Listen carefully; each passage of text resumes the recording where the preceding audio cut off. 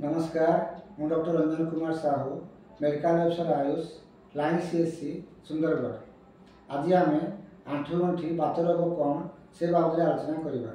समस्त शरीर में बात दोष थाए किंतु यह मिथ्या आहार विहार द्वारा प्रकोपित हो शरीर संधि स्थान में जाई संधि रोग व आंठुगंठी बात रोग सृष्टि करे। यही बात रोग सृष्टि होगापी कारण है जो मैंने वृक्ष लघु शीत जातीय खाद्य अधिक खाती कटुतिक्त पशा रस पान करती एवं रात्रि जागरण व अनिद्रा रहती अधिक परिश्रम करती भारी जिन उठाती मन में अधिक समय चिंता करती से बात दोष प्रकोपित हुए एवं तहा जाई संधि स्थान में जमा हो संधि में पीड़ा उत्पन्न करे। ताहले बात रोगर निराकरण आम कौन करवा।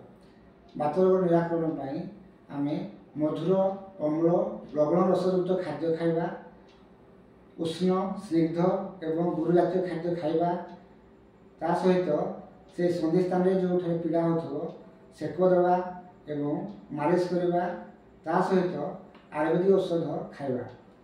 महाराष्ट्रनाथिक वाथ महाजगराज गुगुल आदि आयुर्वेदिक औषध अच्छी जहाँकि बात रोग को शांत करे। धन्यवाद।